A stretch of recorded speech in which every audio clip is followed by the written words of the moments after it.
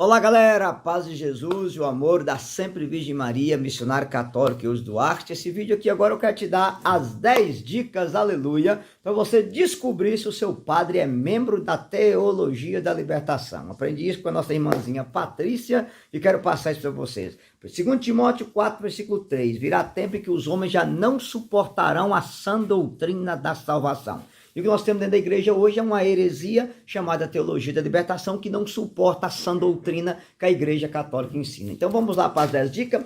Primeira dica, se o seu padre é da Teologia da Libertação, ele nunca fala de conversão e santidade. Nunca, tá? É a primeira coisa. Ele fala de amor, de misericórdia, que Jesus escolheu os pecadores, que Jesus ama a todos, mas ele nunca fala que Jesus andava com os pecadores, mas para converter eles e não para deixar eles no pecado. Tanto que você sabe que não há um pecador que andou com Jesus e ficou no pecado. Então tem sempre aquela desculpinha que eles vão usar para vocês assim, não, Jesus andava com os pecadores para converter. Outra coisa, igreja não é tribunal, igreja é hospital. Sempre vão usar isso, mas eles nunca vão dizer para você que a igreja é hospital para você entrar doente e sair curado. E não mais doente que entrou. Então você vai encontrar aí, onde tem padre da TL, que tem casal de segunda união comungando, tem gente amigada comungando, tem par de homossexual lendo leitura na frente comungando, e eles não falam nada, que na cabeça deles Jesus acolhe a todos. Jesus acolhe o pecador, para tirar o pecado da vida dele e não para deixar no pecado. Isso aí é conversão.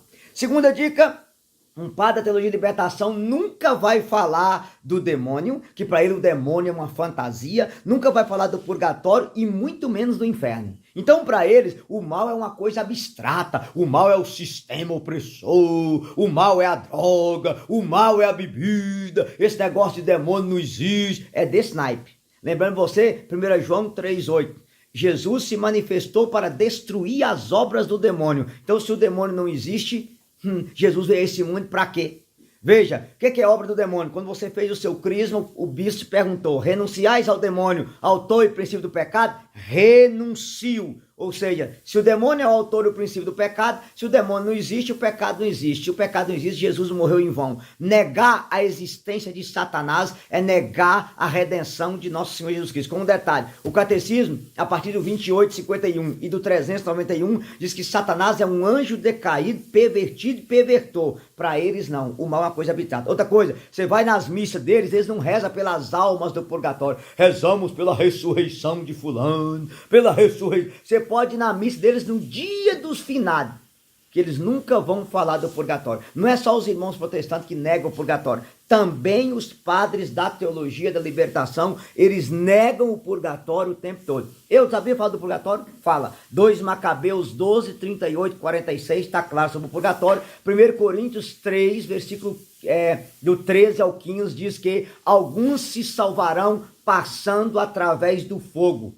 Mateus 5, versículo 25, Jesus vai dizer que dali não sairás antes de ter pago o último centavo. Então o purgatório é um dogma da fé que está aqui no catecismo número 1030. Aqueles que morrem na graça e na amizade de Deus, mas não estão totalmente puros, passam após a morte por uma purificação que a igreja denomina purgatório, que é totalmente distinto do castigo dos condenados. Então não é só os irmãos protestantes que negam o purgatório, os padres da TL nunca tocam nesse assunto. E outra coisa, eles jamais falam sobre o inferno, jamais. Até para eles, se o inferno existe, está vazio pela misericórdia. Deus é amor.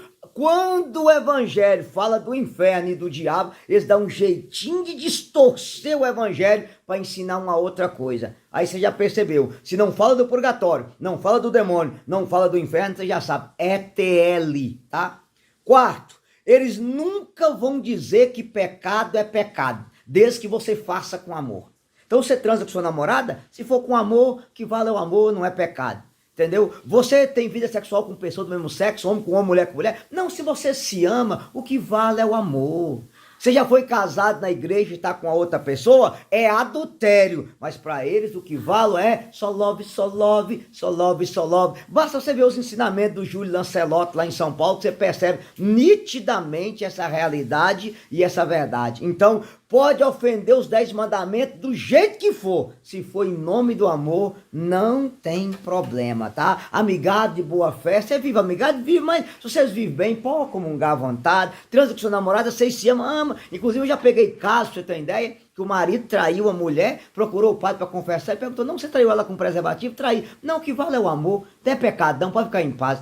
E ele era casado na igreja, pra vocês entenderem a gravidade da coisa como que é, tá? Então eles nunca falam de pecado, entendeu? Pecado é opressão, pecado é não votar no Lula, pecado é não lutar contra o sistema, aí é pecado.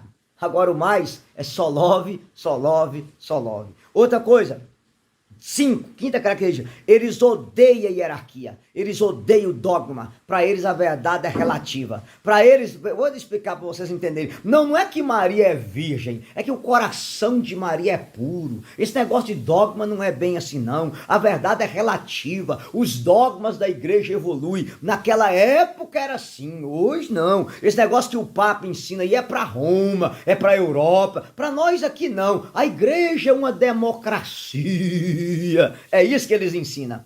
Então eles têm horror da palavra hierarquia. E é bom lembrar para vocês que a igreja ela não é democracia. A igreja é hierarquia.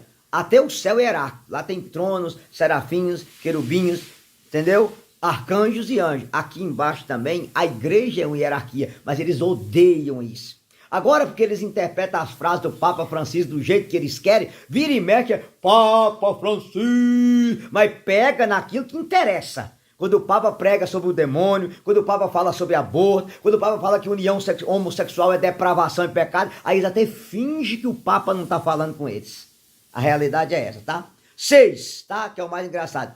Eles nunca ensinam nada sobre a doutrina e sobre a fé. Só fala que nós temos que viver como irmãos, nos abraçar como irmãos, cuidar um do outro como irmãos. É só isso. É só para você viver com bons irmãozinhos. Você nunca vai ver uma homilia deles explicando o porquê das imagens, o porquê do santo, o porquê das dogmas de Nossa Senhora, o porquê que a igreja ensina certas coisas sobre a moral. Não. O negócio é só viver como irmão, a fraternidade, a justiça e cuidar da Amazônia. É essas coisas.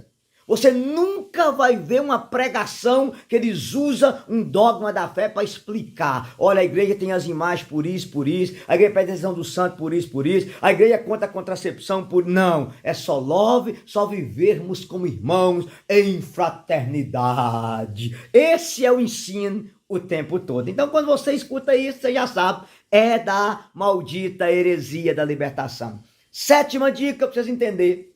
Eles fazem da missa uma farra, uma festa. É aquilo que você viu em Aparecida. Até missa com mãe de santo e pai de santo, tiquitum, tiquitum, tiquitum. Então a missa não é o sacrifício de Jesus. A missa é o banquete. É para encher a barriga. E se é um banquete, Jesus não despreza ninguém. Porque a Bíblia diz, tomai todos e comei.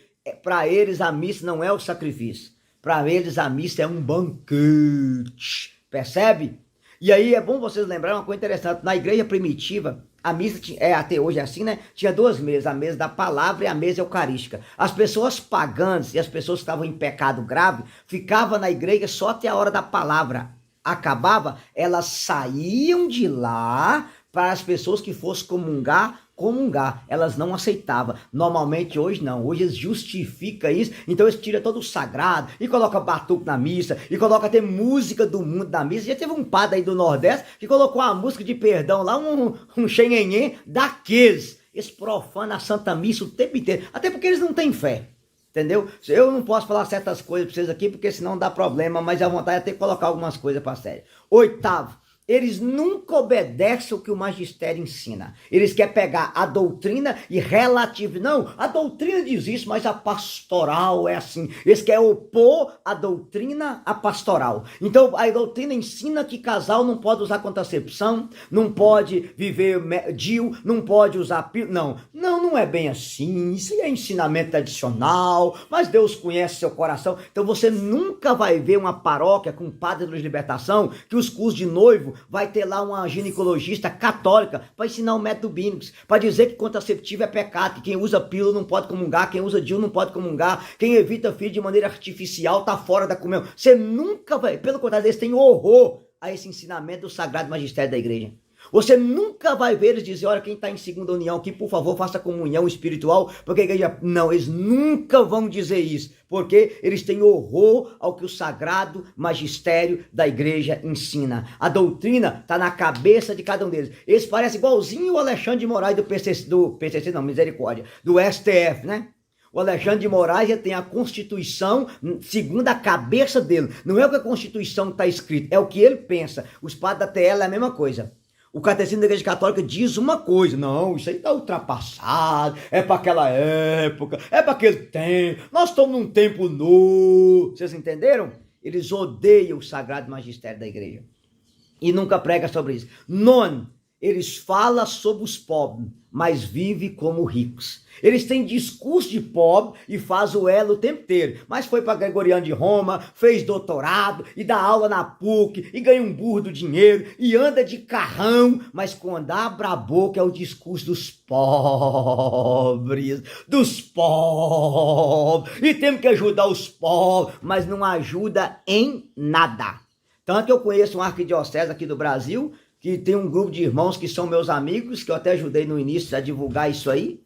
Tem um grupo deles que toda quarta, toda sexta distribui 1000 marmitex para irmão de rua e leva presentinho para os irmãos de rua. Pergunta se os padres que têm discurso dos pobres vai lá entregar. Vai não. Quem vai lá é os padres ligados à renovação carismática, ligados aos movimentos conservadores da igreja, que vai lá ajudar os pobres, dar benção e cuidar. Os que têm discurso tá nos seus palácios, fazendo o discurso dos pobres. Só tem discurso, entendeu? Porque todo comunista tem um capitalismo no coração. Se você pegar os países que esse povo domina, aqui é a América Latina, o povo vive como pobre e eles nadando em dinheiro. Basta você ver aqui, ó, cita a pobreza do povo do PT, a pobreza do Lula, dos filhinhos do Lula, como é que estão? Tudo milionário, mas tem discurso para os pobres. Assim são eles, entendeu? Discurso dos pobres. Fala uma coisa e vive outra. Essa é o segredo deles, entendeu? Aí é o seguinte, olha,